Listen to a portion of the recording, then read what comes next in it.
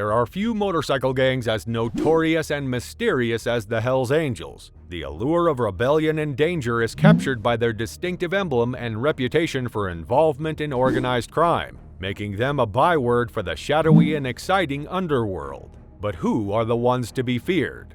In this video, we'll take a look at the 5 most feared Hells Angels and investigate who is the most feared.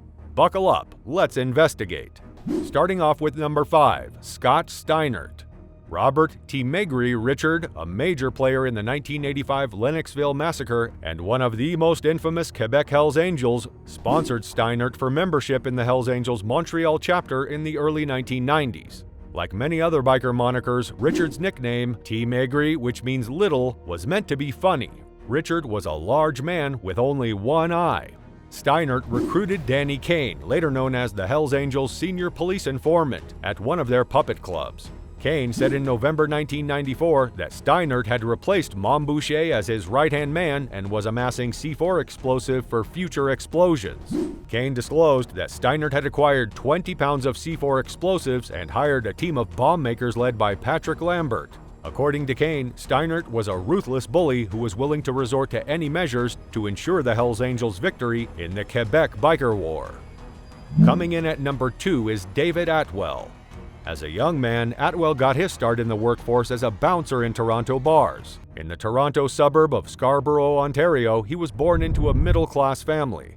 Atwell's guard duties at the Falcon's Nest Club in the 1990s put him in contact with members of the Paradise Riders, a Toronto illegal biker gang. They were his guides to Hells Angels, and he spoke with them constantly.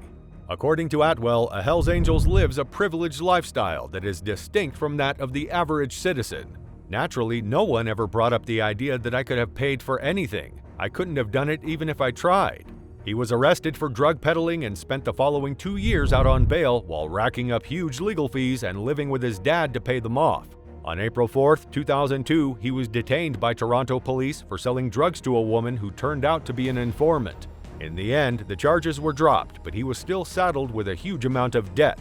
Unfortunately, the Royal Canadian Mounted Police conducted a security check on the guards scheduled to be present at an event where Prime Minister Paul Martin would be present, and he was fired from the security firm where he had been working after it was discovered that he was a Hells Angel in 2004.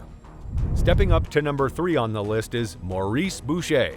But one more thing for you. Before we continue with this video, don't forget to like and subscribe to this channel so you won't miss the upcoming stories about the Hells Angels.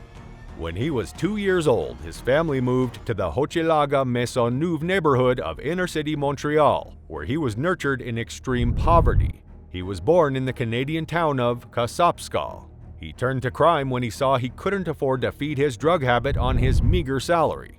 Boucher was an SS member who later campaigned for the Hells Angels because of his racism and hatred of non-white immigration. The SS was composed of blue-collar men who were strongly opposed to multiculturalism and immigration. At first, all they did was assault and threaten non-white immigrants. Drug trading was introduced to him by Salvatore Cazzetta and Hamel, who convinced him that joining the Hells Angels would be more lucrative than joining the SS.